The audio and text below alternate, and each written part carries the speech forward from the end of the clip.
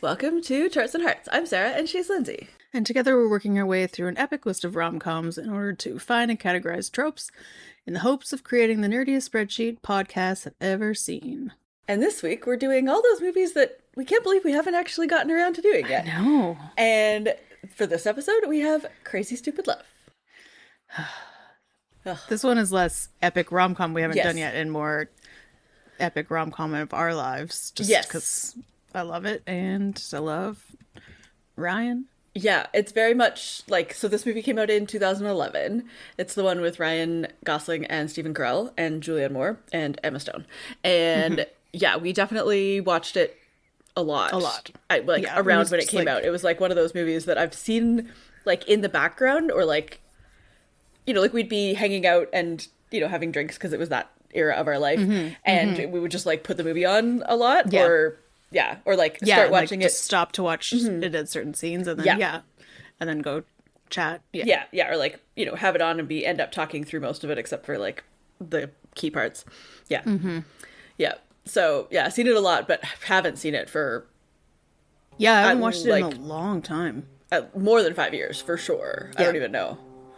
It's like maybe close to 10 even. Like I have no recollection of it. So yeah, but I'd forgotten huge chunks of it other than basically Ryan Gosling is very dreamy and charming. Yeah. And like, you know, like a lot of it came back to me, but it was like, let's watch it for Ryan. And then I had forgotten about the most troublesome part of this movie, which is a lot of it. It like really doesn't hold up as like an overall movie. It does not hold up. Especially because there's so much, like, it's not just Ryan Gosling and Emma Stone. Like, there's so much other plot line about like it's the like a babysitter and the kids and the whole they're thing. trying like they're not actually trying to do a Love Actually, but No. they're making you think it's a Love Actually because then they do the twist. Yes. Yeah. But they're definitely doing the love is all the different variations of love stories. Yes. Yeah. I guess, and that's fine. Like, I understand what they're trying to do, and for the most part, I enjoyed a lot of it. The plots worked. The story, like, I don't know how to describe this. The attempt at what they're trying to do of have it be the dad and his son and his friend who ends up getting with his daughter. Yeah, that part is well, and like it's all interwoven and everybody loves differently. Yeah, the intertwined storylines works. That part works. The fact that his son is a stalker, on his way to becoming an incel potentially, is horrendous, and I hate it. And also the like babysitter having a crush on the dad, like is very much like male fantasy of how a teenager feels about them. Yes, because she's like 17. Yeah, she's 17. I spent a lot of time afterwards trying to think of how they could make that storyline work with like making it less creepy, but like still having the part where her dad goes and everybody fights, because that part is hilarious and it's one of my favorite parts. Yeah. But so it's just something of like, I think if they hadn't done the nude photos, that's the thing of like, if she had a crush on him, because I like the part where she gets mad at Julianne Moore about not loving him, because it's an interesting take, you know, like it's a fascinating look at divorce and how it affects people. So then if there had been like another like quick scene where she had then fallen in love with an age appropriate dude and then taken nude photos that had then been found by, like, you know, like there was just like, if we could have inserted it somewhere so she wasn't taking nude photos for him. Yeah. Or really just in general, like the concept of minors taking nude photos of themselves is not great. So if there could have been another way that like her dad found something, like thought that that his like neighbor friend was hitting on his daughter or like hooking up with his daughter, like an actual misunderstanding, maybe, like so she has a crush but then he misunderstands in some other way. So that part, of course, not great. Don't like it. Gross male fantasy. Then there's the 2011 of it all with Ryan Gosling being playboy cool boy.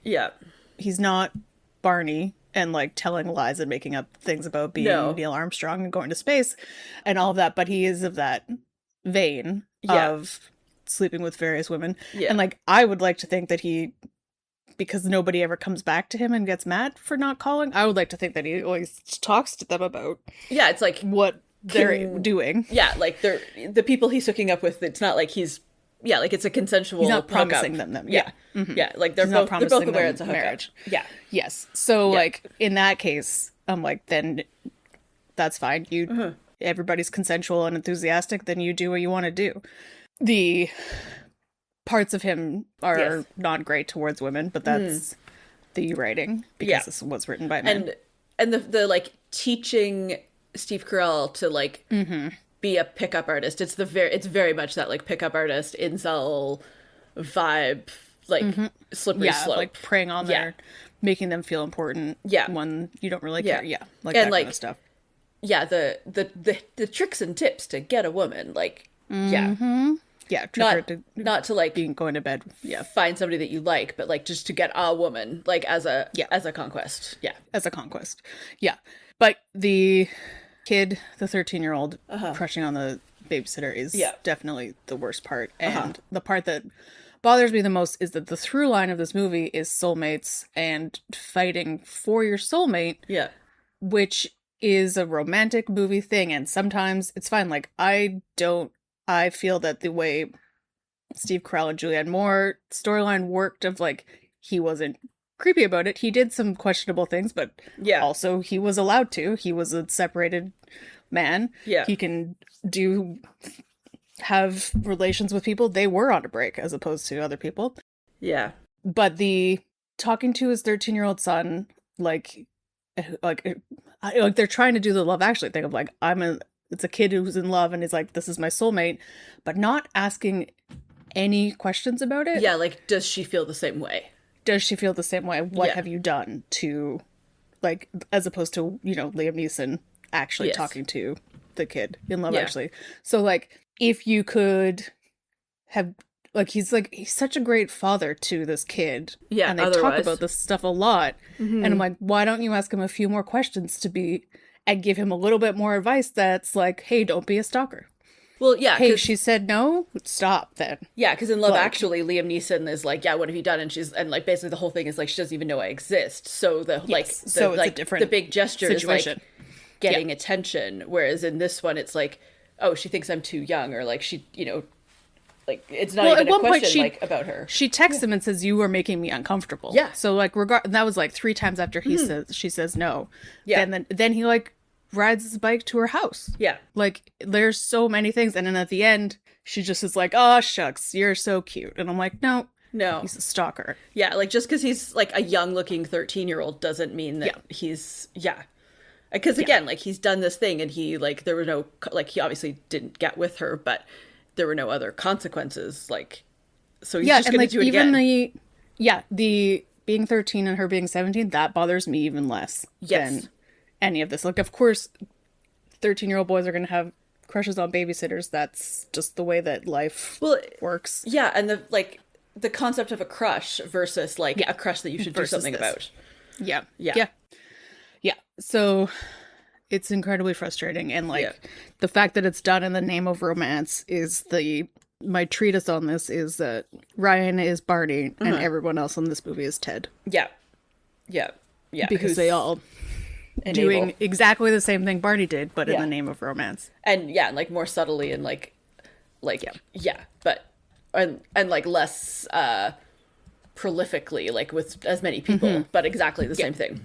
Exactly the same thing. So okay, should we talk about the broader cast, because it's insane? Because Bulldog is in this movie for one scene, which is so random. I was like, who is that guy? And also Josh Groban. It was his first film, which was so great. I remember the first time I saw it, I was like, are we gonna sing? I know, right? Singing in this movie?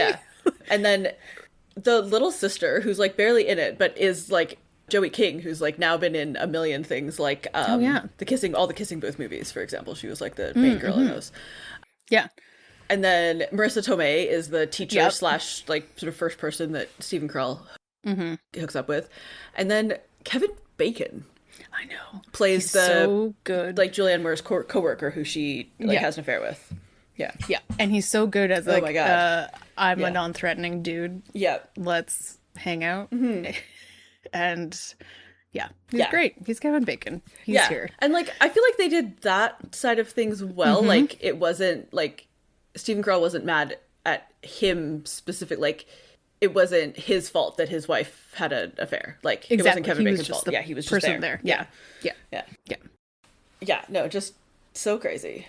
So crazy. And then there's like the multiple twists. So there's the twist of the teacher being the girl from the woman from the bar. From the bar. And then it's like his daughter who they like they talk about Nana, and so you think it's like the grandma for a long time, and then it's really it's Hannah, because that's like what they call her. And then like his girlfriend is his friend's daughter, and it's just like a whole thing. Yeah, which like I did not see coming, and I was trying to pay attention in this watch, because obviously where there are more and hints. They do not give it away at all. No, it's like really well done. It's like it's really well done. Yeah, there's like so many places where they could have put in more hints, but nothing. So like you don't really realize that it's going to align, or like maybe you think there's going to be some alignment of their two storylines, but not that it's the daughter, like maybe that it's the like wife's coworker, or like something. And then so like at the beginning when Julianne Moore, like when they split up, I was like, oh yeah, not surprised. Like obviously like she slept with somebody else, but like aside from that, like Steve Carell at the beginning is like useless, other than like he mows the lawn, but otherwise is useless and like emotionally unavailable. It's the whole thing of like, oh, like I'm the man, and so I do these like outside chores that need to happen like once a week, but I have no actual idea like how to like make lunch for my kids, or like talk to my wife about our feelings. Our feelings. Yeah, it's an interesting look at it, because she also like they never talk about it. They're just, it happens, and then later they miss each other. And it's interesting because like she gets so mad at him when he's slept with Marissa Tomei. And when like which she feels weird, because I'm like, you slept with somebody first. And like then he admits that he slept with a bunch of people, and she's like shocked at like where he's gone on this journey, which that feels more appropriate, because I'm like, yes, that is a shocking discovery of this person that you've known for your entire life. Like they were the only people that they'd ever been with when they were high school sweethearts, were dating, and then got pregnant with Hannah and got married. Like, so they've never been with like exactly. So that part, but I'm also like, she never explains to him what she's like. There's one point where she like makes a joke about Twilight, but like they never actually discuss what the problems were. Like he talks about his failed marriage and what happened and why he's so emotionally unavailable more with Ryan than he does with his wife. But again, like it never comes up of like, oh, maybe the fact that he's emotionally unavailable and useless is like a contributing factor to her seeking at least like companionship. Like I don't think that's necessarily an excuse for like having an affair. No, but like, but like they obviously couldn't talk to each other before the start of this movie, and then they just don't. They just don't. Yeah. It gets her into a situation where she's like connecting with somebody that she could have an affair with, but that again is like not as an excuse, just as a like it's his fault that she was in that situation of needing connection. But although she could have also taken steps to try, obviously. Like not that it's her fault, but like they could have communicated. She could have started a communication before she slept with him. Yes, absolutely. Yeah. That's what I mean, is like there was stuff happening, and then she had an affair. It wasn't like the affair is the only issue in their marriage. Only issue. And I just really wish that there was like less age gap issues. Me too. But such is life. And also that like Ryan Gosling was, I mean, he's so charming in this movie. It's so kind of unbelievable, but it's like I don't know. So, like I wasn't skeeved out by him. No, that's probably because I knew how it ends. Yeah, exactly. I don't know. Like, and also he's just so charming. Like the first time we watched How I Met Your Mother, I wasn't skeeved out by Barney. He was hilarious. Yeah, you think it wasn't until like later where you're like, whoa, dude, you Yeah, this is not great. Yeah. Yeah. Well, and I think, like, I guess the other thing that for me doesn't hold up and, like, never really felt that relatable is just they spend so much time at bars. Like, I know. And there's he goes to the bar, like, every night. Every night. One point, Steve Carell has the bill and it's $800 because they've been buying women drinks. Mm-hmm. I'm just like, where are those people getting this money? Yeah. I don't. And, like, how can people, like, because they're not drinking, like, beer. They're drinking, like, old fashions, cocktails, which are, like, so much very alcohol. Expensive. Yeah. Mm-hmm. Well, I was not even the price. Just, like, how can you drink that much? So, you're drinking so much every night, and I'm like, wow, that makes me feel just, like, obviously we're old. Well, yeah. But I'm like that. I would just feel the least sexy possible. Like, yeah. And then there was that time after we watched this movie that I had an old fashioned, and I was like, yeah, don't buy it. I'm not into this at all. No, I mean, I guess if you're like whiskey and you've gotten used to it, but I guess so. Yeah. I don't know. They look cooler than they are. Mm-hmm. Yeah. The part where the guy gave me a small glass of champagne to drink while he made it, that was the best part of drinking an old fashioned. Of course. Yeah. That was very cute. Very cute. Okay. Yeah. Should we do tropes? Yeah. Yeah. So the person we actually haven't mentioned, I think her name is Lydia Lee. I thought it was Brenda Song when I was remembering, but that's just because Brenda Song has been in a bunch of stuff I've been watching. But it's her name is Lydia. She's the actress, and she's very funny in this. She's the wild best friend trying to get Emma Stone to loosen up, and she's only in like 3 scenes, but she definitely helps get Emma Stone to go home with Ryan. So, that works well for her. I don't think her name is Lydia. Oh. I'm just trying to find her in the credits. Oh, it's Liza Lapira? Oh. Yeah. Okay. I just saw Liza Lapira. Went with Lydia. She has been in other things, and I'm trying to think of what I know her in. Oh, she's the voice of Disgust in Inside Out 2, which is great. And like there's something I know her from, but I don't know what it is. Oh, she was in Con Man. Ah, okay. Yeah. And like a million other things, but Yeah. Yeah, she's definitely like a working actress. Yeah, in like I think all the things. I'm watching Scandal right now when Brenda Song at least is in the first couple of seasons as Josh Moyna's assistant, and she's got that. But I think it's probably because it's about the same time that she's always wearing basically these kinds of fancy clothes. Yeah, like that exact style. So I'm just like, I've just superimposed them in my mind, which sounds terrible, but it's not. It's just they definitely are like they have. Yeah, there's something about they've competed for a lot of the same roles. Like their vibes are definitely similar. Yeah. I think she's Filipino, but I'm not 100% sure. But okay. Yeah. Anyways, moving on. Yeah. So the wild best friend, which is always funny because I don't know, she does a good job. Yeah. We've got the divorce reconciliation, which makes sense, except for as we've talked about at length earlier.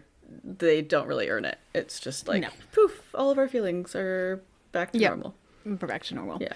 We've got romantic movie mention. Of course, the most famous part of this movie is the Dirty Dancing lift, which it should be. Yeah. Well, watching it now, I'm like, this still holds up. Yep. I'm into it.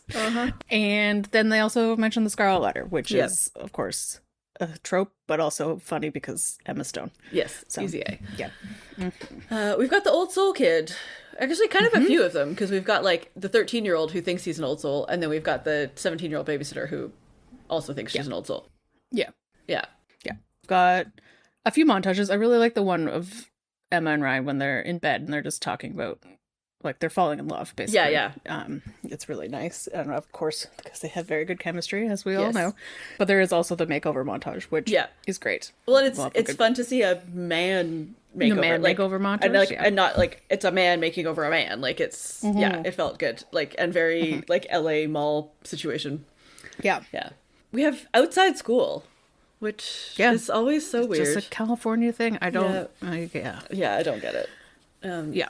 It's also weird because like the kid's at middle school, but then also the babysitter's there sometimes. I don't really understand. Yeah, he's graduating grade 8. Yeah, but it goes to the same school. That's a good point. I never thought about that. I feel like it must be that it's like 2 schools, but they share a campus kind of thing. Like, yeah, that's all I can think of. Then it's even weirder that they're having a grade 8 graduation. I know.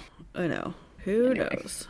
We've got a big public fight, as we've already talked about, in front of all the other parents, which leads to raining on the sad guy. Yeah. Because it starts raining, and then he calls it out. Yep. So, calling out a trope. Yeah. we've got old tech. There's like Blackberries, right? That's the main? Yeah, or the sideways ones. Oh yeah, like the flip phones and like the slide up phones. Yeah. All the variety of just pre-smartphone cell phones. Yeah. And then we've got a big declaration gone wrong. This is, I'm thinking of Steve Carell. It doesn't necessarily go wrong. It's just interrupted, but he is trying to do a grand gesture. Yeah. And then a big speech in front of everybody. Yeah. Yep. The big speechifying is fine. Yep. Yeah. So very tropey. Okay, Lindsay, does this movie pass the Bechdel test? Nope. I feel like there might be a technical pass because Hannah and her friend talk about like the bar exam in law school, but like just like in passing, like it's not. I have to study. Yeah. So it's like a very technical pass, but it's not a not in the spirit of pass. No, it's. I think it's in the middle of a conversation about men. They're having a or it's like about the bar exam. It's like, I can't date because I am too busy studying for the bar exam. Kind of. Yeah. And then written by men. Yeah. Mostly men POV, like you get a little bit of Emma Stone and Julianne Moore, but that's small. From some of the sort of discussion around when this movie came out, like they couldn't figure out what to title it, a bunch of things, like they really they were trying to do like, this is a rom-com for everybody, not just for women.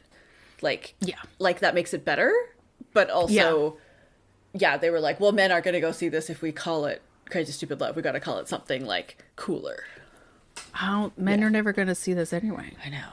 But that's that's what they were hoping for. Like, I think this is when we get into the dry spell, the really dry spell of the early teens of rom-coms, of people just like, we can't make rom-coms like we were before. We have to make them for everyone, and then therefore they just didn't work because that was the point. Yeah, or they tried to like merge together like the gross out comedy and the rom-com. Yeah, so that everybody will go see it, and then they just make Yeah, as I said, what did you not Lydia? Liza Lapira. Yeah. Liza Lapira, I think she's the only main person of color in this movie. There are some other women that get picked up, but they don't have names. And just like there's no there's like in the main the cast. principal at the end, I think, is a black woman. But like there's literally no reason that any of these people couldn't have been color. And like also I love Kevin Bacon, but you could have made that Idris Elba. No man, that would have been amazing, right? So, or many other men of color, like Taye Diggs, So, or like more of the coworkers, or and also like I love Josh Groban, but again, he was not stunt cast, but an odd choice. Yes, and so very odd choice. Also could have been somebody. Because like in 2011, like Josh Groban was like properly famous. Like I don't really understand why he was in this movie at all. Me either. And like it's not like he was like, I want to try being in camera. Like he got discovered because he was on Ally McBeal. Like I don't know why he felt anybody felt the need to put him in front of a camera again. Like again, absolutely love him. He's hilarious. He's funny in this movie and he's hilarious in real life. But he had enough going for him that it's very strange. It's weird that it was such a small role. Yeah. Like, and with nothing to do with, it's like he was like experimenting with something, or maybe he had like a deal kind of thing where it's like, you'll do XYZ projects. So I don't know, like who knows? Yeah. It feels like there's a weird reason, like there's some random reason. Yeah. Okay, let's make a pie. Yeah. Okay. According to the trivia, they say the name David Lindhagen, who's Kevin Bacon's character, 19 times. Which is hilarious. He's only referred to by his full name. Yeah. And basically, like people say it wrong and then he corrects them and just like, and then which all leads to, it's like a not ascending tricola, but the other thing that comes in threes where you subvert it at the end. It happens so much, and then when he shows up at the big, everybody's at the backyard, and like as soon as he says his name, Ryan Gosling is like, nope, taking you out. Just because obviously it's been a through line this entire time. So yeah, it's really, and like they obviously went for it with picking a memorable last name, so it makes it more entertaining. Yeah, like a memorable and like specific last name, like it's not a generic name that you would hear a lot. Yeah. I don't know, like 25%. I think so. It's like pretty funny. It's in it a lot. Yeah. And then the bummer part of the pie is men not taking no for an answer in the name of soulmates. Yeah. 50? Yeah, I think so. Because, like, again, Ryan is the subversion of this, but the other two main male characters are just... Yeah, everybody's just as bad, but you think it's... Yeah. Ugh, gross. And that leaves 25. Oh, perfect. For our favorite thing. Dirty Dancing lift. The Dirty Dancing lift. Oh, so amazing. Good. Okay. And then, I guess, Lindsay, what's next for them? I think, well, obviously, Emma and Ryan fully on board. I hope they do great. Yeah. The more complicated one was Steve Carell and Julianne Moore, and I think he has a good arc. Yeah. In this movie. Yeah. Because he definitely goes through his dark forest and comes out. Yeah. And she gets less of a storyline because this is a man movie. Yeah. So, but she obviously realizes that she does miss him. Like, maybe she comes to terms with what she's looking for. Yeah, what like she's maybe missing, she'll why be able she to was express what she's been wanting.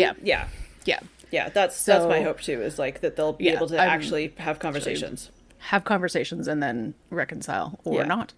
Yeah. Yeah. I want them to have some conversations. Yeah. Is the gist. Yeah. Whereas, and even if, whereas Ryan and Emma, like, MFEO, they can just swan off into the sunset and it'll be great. Mm-hmm. Oh, and then, Lindsay, what's next for us? Oh, well, it's July again. Hooray! Mm-hmm. It's summer. Which means we're doing Action Month again because we had so much fun last time. Oh my god. So, we're starting with Mr. and Mrs. Smith, which I have never seen. Oh my god, it's gonna be great. And we'll do the original one, not the one that just came out, right? Yeah. Yeah, not the show. Yeah, not the show. Yeah. So that is what we're doing first. So it'll be fun. Action. Yeah. That one's going to be interesting given the course of their relationship. Yes, the in recent extracurricular things. Yes. Yeah. But should be great. And then we're just super stoked on that one. Mm-hmm. Or just the concept. Love doing an Action Month movie out on a rom-com podcast. Yeah, me too. Yeah. Hooray. Okay, well, that brings us to the end of our episode. We would love if you can rate or review us wherever you get your podcasts, and you can always find us on social media. We are at Charts and Hearts Podcast on Instagram and Threads. And you can head to our website, chartsandhearts.com, where you can submit suggestions for rom-coms and tropes for us to add to the list. The things we have coming up for Action Month are pretty white, and the other stuff we have coming up, well, 1 month is definitely going to be pretty white, and the other one will probably be better. But we're always looking for different movies featuring people of color and also queer people. So please send us your suggestions, especially like for action movies. That would be super fun, or anything. Rom-coms, of course. And you can check out our Patreon at patreon.com/chartsandheartsclub.